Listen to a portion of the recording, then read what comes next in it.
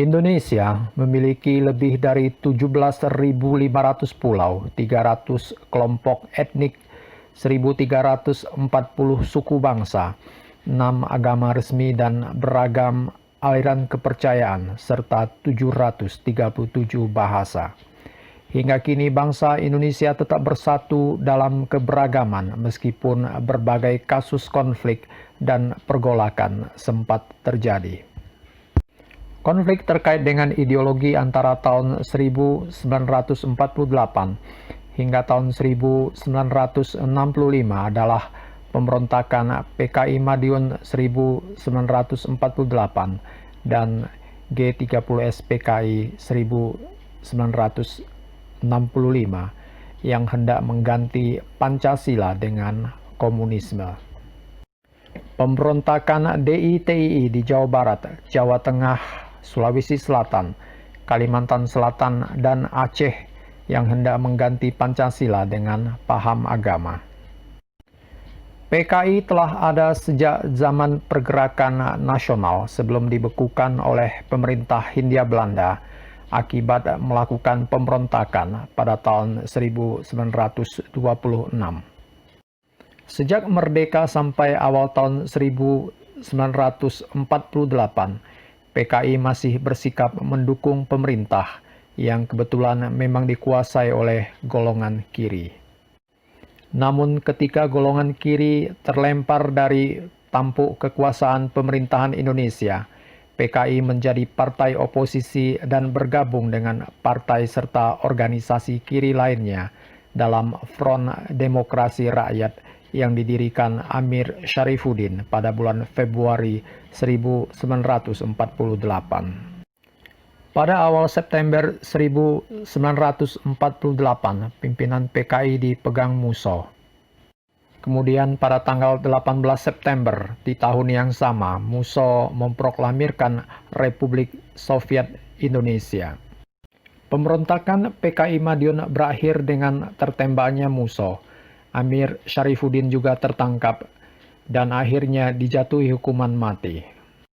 Tokoh-tokoh muda PKI seperti Aidit dan Lukman berhasil melarikan diri. Belakangan hari merekalah yang kemudian membesarkan PKI dan terlibat dalam gerakan 30 September 1965. Ribuan orang tewas dan ditangkap pemerintah akibat pemberontakan Madiun ini. PKI gagal mengambil alih kekuasaan.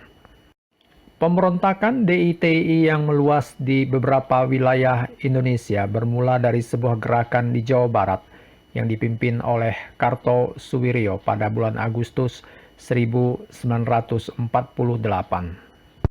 Melalui operasi militer, Kartosuwiryo akhirnya berhasil ditangkap pada tahun 1962. Lalu ia dijatuhi hukuman mati yang menandai pula berakhirnya pemberontakan DITII Kartosuwiryo.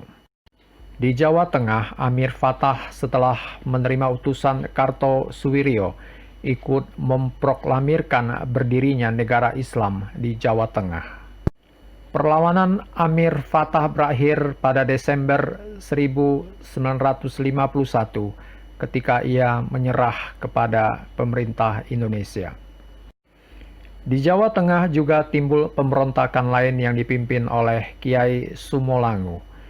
Ia didukung oleh Laskar Bersenjata Angkatan Umat Islam yang sejak didirikan memang berkeinginan menciptakan suatu negara Indonesia yang berdasarkan prinsip-prinsip Islam.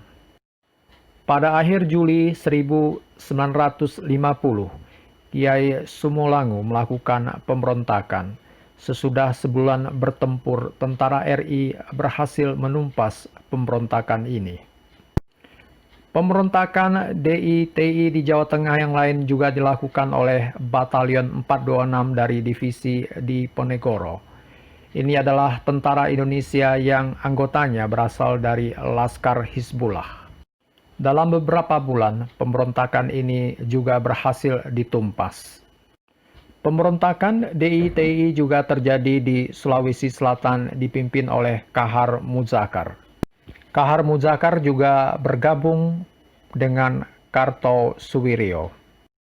Pada tanggal 7 Agustus 1953, Kahar Muzakar menyatakan diri sebagai bagian dari Negara Islam Indonesia Kartosuwiryo. Pemberontakan ini berakhir dengan tertembaknya Kahar Muzakar pada tahun 1965 dalam sebuah penyergapan TNI. Pemberontakan DITI juga terjadi di Kalimantan Selatan yang dipimpin oleh Ibnu Hajar pada akhir tahun 1954. Pemberontakan yang berlangsung lama berakhir dengan menyerahnya Ibnu Hajar pada tahun 1963 dan Ibnu Hajar dijatuhi hukuman mati.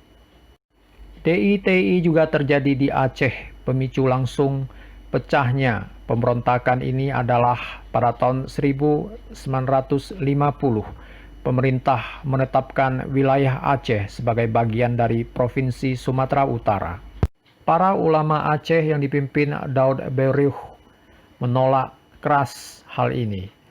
Pada tahun 1953, setelah melakukan kontak dengan Kartosuwiryo, Daud Bereuch menyatakan Aceh sebagai bagian dari Negara Islam Indonesia yang dipimpin Kartosuwiryo. Setelah terjadi konflik senjata cukup lama pada tahun 1959, Aceh dijadikan daerah istimewa dan berakhirlah pemberontakan ini. 3 tahun setelah itu, Daud Bereuch kembali dari pertempuran yang telah selesai dan ia mendapatkan pengampunan dari pemerintah. Tanggal 30 September 1965 terjadi peristiwa G30S PKI. Setidaknya terdapat 7 teori mengenai penyebab peristiwa kudeta G30S PKI ini. Pertama adalah gerakan 30 September merupakan persoalan internal Angkatan Darat. Yang kedua, dalang gerakan 30 September adalah Dinas Intelijen Amerika Serikat atau CIA. Yang ketiga, gerakan 30 September merupakan pertemuan antara kepentingan Inggris dan Amerika Serikat.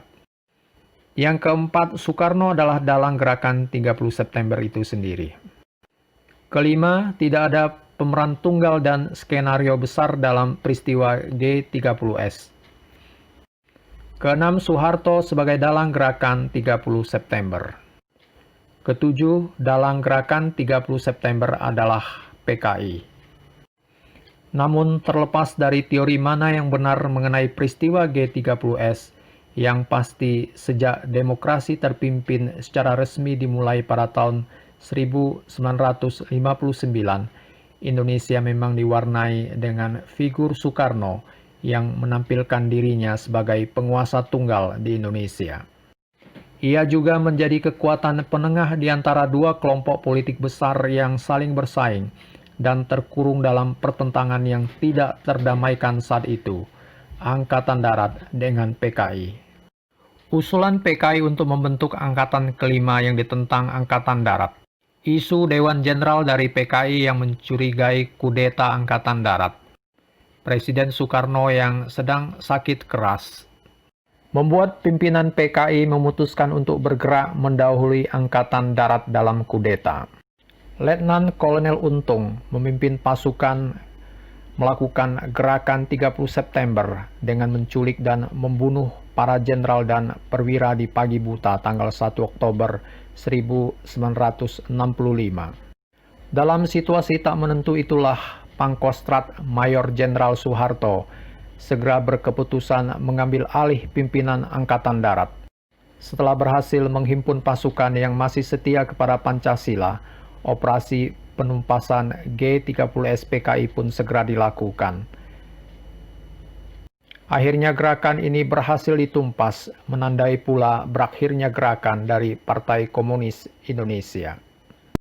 Latih uji kompetensi. Nomor 1. Tuliskan contoh konflik di Indonesia yang berkait dengan ideologi yang terjadi antara tahun 1948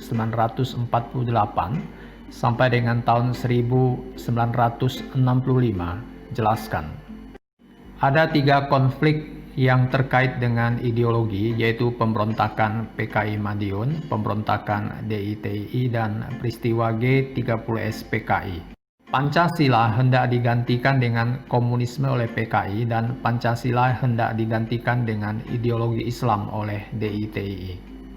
Nomor 2, jelaskan perbedaan latar belakang terjadinya pemberontakan DITI di Jawa Barat dengan DITI di Aceh. Latar belakang pemberontakan DITI di Jawa Barat adalah Perjanjian Renville yang mengharuskan tentara divisi Siliwangi dipindahkan dari Jawa Barat, karena Jawa Barat sudah menjadi negara Pasundan bentukan Belanda.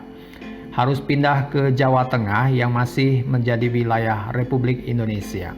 Tetapi Laskar bersenjata Hizbullah dan Sabilillah yang telah berada di bawah pengaruh Kartosuwiryo tidak bersedia pindah dan malah membentuk Tentara Islam Indonesia atau TII. Kekosongan kekuasaan RI di Jawa Barat dimanfaatkan Kartosuwiryo untuk membentuk Darul Islam atau Negara Islam dengan dukungan Tentara Islam Indonesia atau TII di Jawa Barat pada Agustus 1948. Latar belakang pemberontakan DITI di Aceh adalah ketika pada tahun 1950 pemerintah Republik Indonesia menetapkan wilayah Aceh sebagai bagian dari Provinsi Sumatera Utara, yang mana sebelumnya Aceh berstatus daerah istimewa. Para ulama Aceh di bawah pimpinan Daud Bereuh menolak penurunan status ini. Bagi mereka, pemerintah terlihat tidak menghargai masyarakat Aceh yang telah berjuang membela Republik Indonesia selama ini. Mereka menuntut agar Aceh memiliki otonomi sendiri dan mengancam akan bertindak bila tuntutan mereka tidak dipenuhi. Sehingga pada tahun 1953, setelah Daud Bereuh melakukan kontak dengan Kartosuwiryo, ia menyatakan Aceh sebagai bagian dari Negara Islam Indonesia yang dipimpin Kartosuwiryo.